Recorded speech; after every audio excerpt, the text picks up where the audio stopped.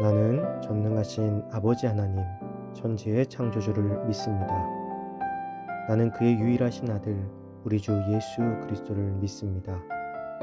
그는 성령으로 잉태되어 동정녀 마리아에게서 나시고 본디오 빌라도에게 고난을 받아 십자가에 못 박혀 죽으시고 장사된 지 사흘 만에 죽은 자 가운데서 다시 살아나셨으며 하늘에 오르시어 전능하신 아버지 하나님 우편에 앉아 계시다가 거기로부터 살아있는 자와 죽은 자를 심판하러 오십니다.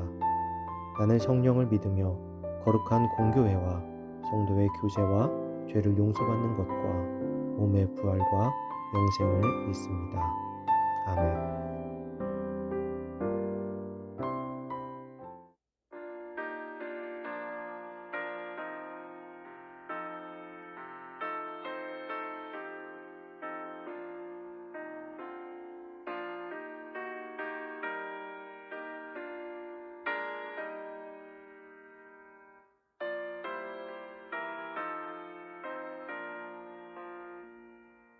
내 맘이 낙심돼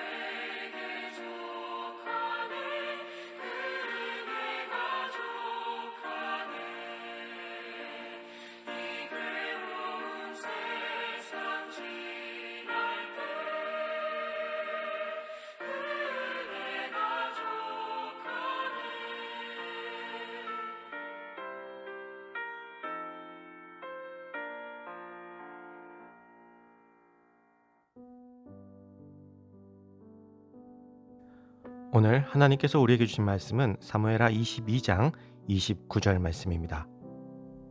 여호와여, 주는 나의 등불이시니 여호와께서 나의 어둠을 밝히시리이다. 아멘.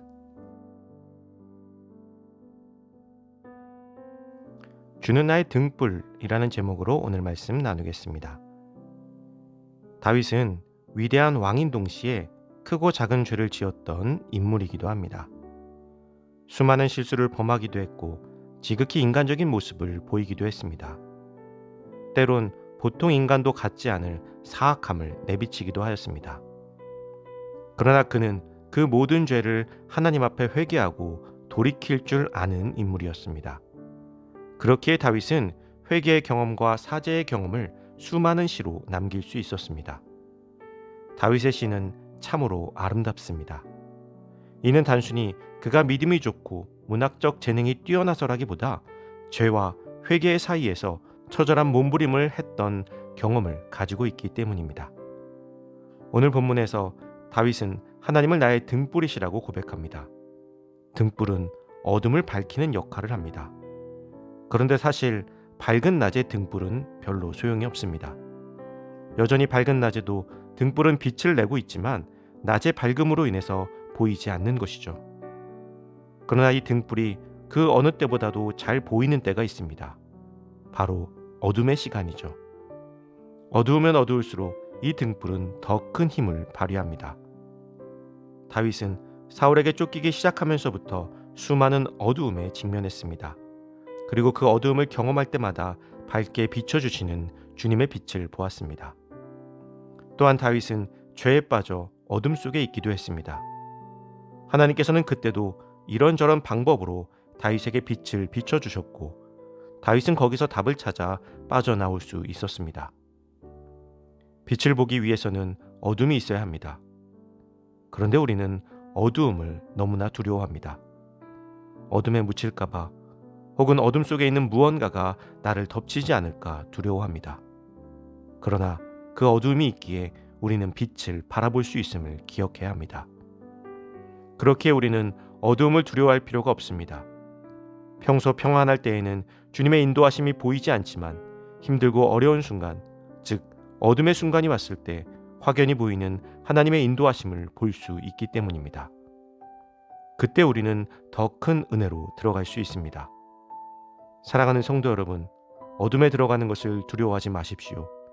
어둠은 우리를 빛으로 더욱 가까이 인도할 것이며 그 빛은 우리를 더 큰 은혜의 길로 열어줄 것입니다. 오늘 우리의 삶 가운데 어둠이라 할 수 있는 수많은 문제들 앞에서 오직 길을 열어주시고 빛을 비춰주시는 주님을 바라볼 수 있는 우리가 되기를 주님의 이름으로 축복합니다.